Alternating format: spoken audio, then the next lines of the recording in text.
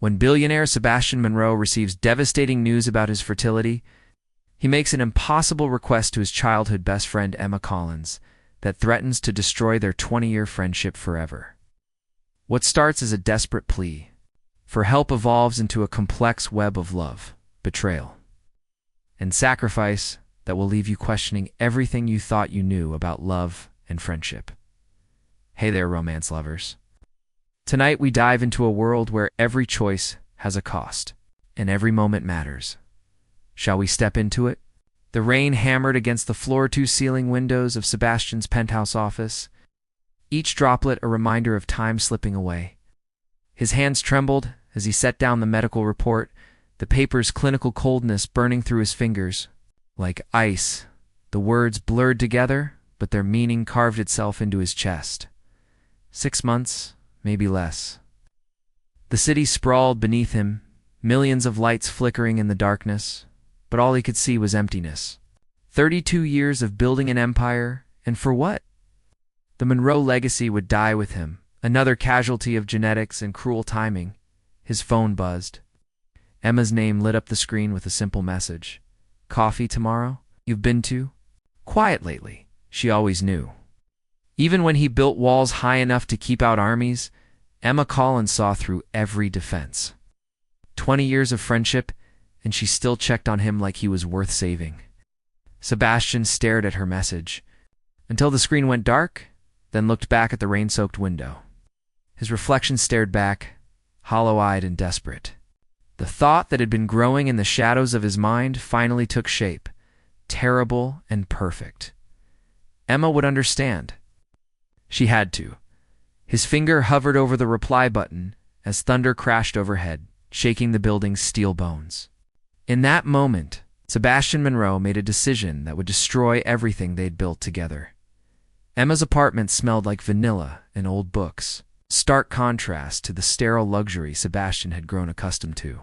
She moved around her tiny kitchen with practiced grace, her paint-stained fingers wrapping around 2 mismatched mugs. Watercolor sketches covered every surface. Fantasy worlds where dragons befriended lonely children and magic solved every problem. You look terrible, she said, handing him coffee that burned his throat. When's the last time you actually slept? Sebastian watched her settle into the worn armchair across from him, her dark hair catching the afternoon light filtering through gauze curtains. She had always been beautiful in an effortless way that made his chest ache. But today something felt different, fragile, like he was about to shatter something precious. Emma, I need to ask you something. His voice came out rougher than intended, as something that might change everything between us. Her blue eyes sharpened with concern. Sebastian, you're scaring me. What's wrong? The words stuck in his throat like broken glass. He'd rehearsed this conversation 1,000 times, but nothing had prepared him for the way she looked at him now, trusting and vulnerable. I'm sick, he said finally. Not dying, but my fertility is deteriorating rapidly. The doctors say I have maybe 6 months before it's too late to have children naturally. Emma set down her mug with shaking hands. Sebastian, I'm so sorry. I need an heir, Emma. Someone to carry on the Monroe name. And I need someone I trust completely. He leaned forward, his heart hammering against his ribs.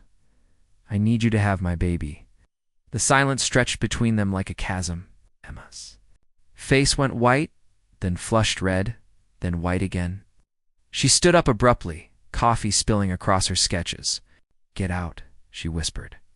Emma, please, just listen to me. Get out, she screamed, her voice breaking. How dare you?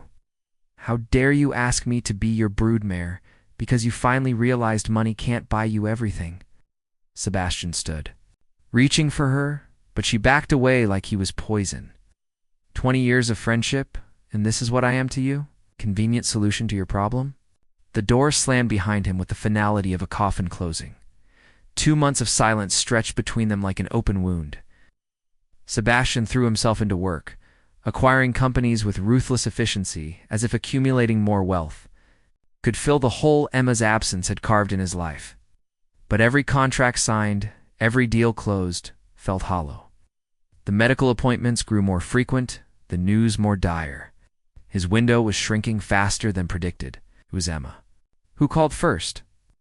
"I heard about your mother," she said when he answered, her voice carefully neutral. "I'm sorry for your loss." Sebastian closed his eyes, remembering the funeral where she hadn't come, where he'd stood alone beside the casket, surrounded by business associates who offered condolences like stock tips. "She asked about you," he said quietly, at the end. Said you were the daughter she never had. A sharp intake of breath on the other end. "Sebastian, I've been thinking about what you said. You were right. I was selfish and thoughtless, and I'm sorry." "Thank you," she whispered. They met at the coffee shop where it all began. Emma looked thinner, dark circles under her eyes, suggesting she'd slept as poorly as he had. Her latest sketches showed darker themes, princesses trapped in towers, dragons breathing black smoke. "I've been seeing someone," she said without preamble. "David. He's a teacher at the elementary school." The words hit Sebastian like a physical blow. He gripped his coffee cup to keep his hands steady. "That's good. You deserve someone who sees your worth," proposed last week. Sebastian's world tilted sideways. "Congratulations." Emma studied his face with those two perceptive eyes. "I haven't said yes yet." "Why not?" She was quiet for so long he thought she wouldn't answer. Then, "Because when he asks me about having children, all I can think about is that conversation in my apartment. About what you asked me, about what it would mean." Sebastian's heart stopped beating. "Emma, I can't stop thinking about it." "Sebastian, about you alone in that big house with no one to leave it to? About the Monroe name ending because of some cruel twist of genetics?" Her voice dropped to a whisper. "About what kind of child we might create together." The coffee shop faded around them. Sebastian could only stare at this woman who had been his anchor for 20 years, who was offering him salvation with tears in her eyes. "If I did this," she said slowly, "it would have to be different. Not a transaction, not a business arrangement." "What are you saying?" Emma's hand trembled as she reached across the table to touch his. "I'm saying yes, Sebastian, but on one condition." His pulse thundered in his ears. "Anything. We do this the old-fashioned way. No sterile procedures, no clinical settings." Her cheeks flushed pink, but her voice stayed steady. "I'm going to carry your child. If I'm going to give you an heir, then you're going to have to love me first." The words hung between them like a bridge over an abyss, terrifying and beautiful, and absolutely impossible to cross back over. NG board meetings early to bring Emma flowers from the farmer's market. She painted him into her fairy tales, now a prince searching for something more valuable than gold. They moved carefully around each other, like dancers learning new steps, discovering that friendship could bloom into something deeper and more dangerous. The night Emma told him she was pregnant, Sebastian held her on his terrace as the city sparkled below them. She cried happy tears into his shoulder while he whispered promises against her hair. For the first time in his life, he understood what it meant to love someone more than his own ambition. But love, Sebastian learned, made betrayal cut deeper. It started with a phone call from his lawyer that shattered the perfect morning. Emma was in his kitchen, humming while she made breakfast, her hand resting protectively over the barely visible curve of her belly. She looked up when he entered, saw his face, and the smile died on her lips. "What's wrong?" Sebastian held up his phone with shaking hands. "My lawyer just called. Someone leaked news of our arrangement to the press. Billionaire's breeding. Contract is trending on social media." The color drained from Emma's face. "What?" "They have copies of legal documents, Emma. Documents we never signed. This level of detail, these specifics about my medical condition, about you, about the baby." His voice cracked. "Only 3 people knew everything. Me, you, and David." Emma sank into a chair, her hand pressed against her stomach. "David wouldn't do this. He wouldn't. He's been bitter since you turned down his proposal. He works at an elementary school, Emma. Do you think he can afford the kind of lawyer who could? Draft fake surrogacy contracts this detailed?" "You're wrong," she whispered, but doubt clouded her eyes. Sebastian's phone rang again. David's name flashed on the screen. Emma lunged for it, but Sebastian answered first. "Son of a bitch." Sebastian snarled into the phone. It's a funny thing. About investigative journalism, David's voice was calm, satisfied. Turns out people pay very well for stories about billionaires who buy their best friends like livestock. Emma deserved better than being your breeding stock. Emma grabbed the phone. David, how could you do this to me? To my baby? I love you, Emma. This man sees you as a commodity, trying to save you from making the biggest mistake of your life. By destroying my privacy, or making my child the subject of tabloid gossip, by showing you who he really is. Check your bank account, Emma. Check what he deposited this morning. Emma's hands shook as she opened her banking app. Her face went white. Sebastian, why is there $2 million in my account? Sebastian felt the world cracking beneath his feet. I was going to tell you. I wanted to make sure you and the baby were taken care of, no matter what happened. You paid me. Her voice was barely a whisper. After everything we shared, after I told you I loved you, you still paid me like a hired surrogate. Emma, no, it's not like that. Get away from me. She backed toward the door, tears streaming down her face. David was right. This was never about love. It was about buying what you wanted, like everything else in your life. Emma, please let me explain, but she was already gone, taking his heart and his child with her. Outside, camera flashes exploded like lightning as the paparazzi captured the collapse of Sebastian Monroe's world. 6 months later, Sebastian stood in the doorway of a small hospital room, watching Emma sleep. Dark circles shadowed her eyes, and her face was pale with exhaustion. The premature labor had lasted 18 hours, and she'd fought for every breath the baby took.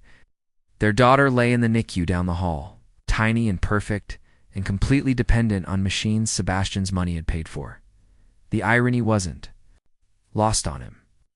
Emma's eyes fluttered open, immediately scanning the room until they found him. Is she okay? She whispered. Odd. She's strong. Like her mother. Sebastian stepped closer, but didn't sit down. He wasn't sure he was welcome. The doctors say she'll be able to go home in a few weeks. Home. Emma's laugh held no humor. My apartment isn't big enough for a baby. David left when the story broke, said he couldn't handle the media circus. She looked at Sebastian with eyes that held too much pain. I have nowhere to go.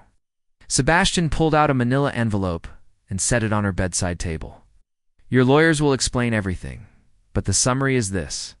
I'm signing over full custody. No visitation rights, no involvement. Legally, I'll be a sperm donor, nothing more. Emma struggled to sit up. Sebastian, what are you talking about? I'm also transferring a trust fund that will cover all her expenses. Education, medical care, everything she could ever need. You'll never have to worry about money again. His voice stayed steady despite the way his chest was caving in. The house in Connecticut is yours too. It's quiet there, away from the media. Good schools nearby. You're giving up your child, your legacy? Sebastian finally sat down, his hands clasped tight in his lap to keep them from shaking. I realized something these past months. The Monroe. Legacy isn't a name or a company or a bloodline. It's about creating something good in the world. And the best thing I can do for that little girl is make sure she grows up free from the poison of my world. Tears spilled down Emma's cheeks. She's your daughter too. No, Sebastian said quietly. She's your daughter who happens to share my DNA. You'll be an incredible mother. You'll teach her to see magic in ordinary things, to be kind, to love. Without condition, everything I never learned how to do. Sebastian, please, he stood before she could finish, before his resolve cracked completely. I'll have people monitor the trust fund from a distance. Make sure you never want for anything. But I won't interfere. I won't confuse her by being part-time father when she deserves someone who can be there completely. What about you? What do you do? Sebastian paused at the door, not trusting himself to look back at her. I'll do what I should have done. From the beginning, I'll disappear from your lives and let you both be happy. She'll ask about you someday. Tell her I was a man who loved her mother very much, wasn't brave enough to stay, and learn how to be the father she deserved. He walked out of the room, past the NICU, where his daughter fought for life, past the reporters camped outside, and into the rest of his life. A life where loving someone meant having the strength to walk away. 3 years later, Emma would receive anonymous flowers every year on their daughter's birthday. She never tried to trace them, but she kept them in a vase by the window where the little girl liked to draw pictures of magical princes who lived in faraway castles, and sometimes, very rarely, Emma would catch sight of a man in expensive clothes, watching from across the park while their daughter played. Always too far away to be recognized, never close enough to disturb their peace. Love, she realized, sometimes looked like letting go. The end.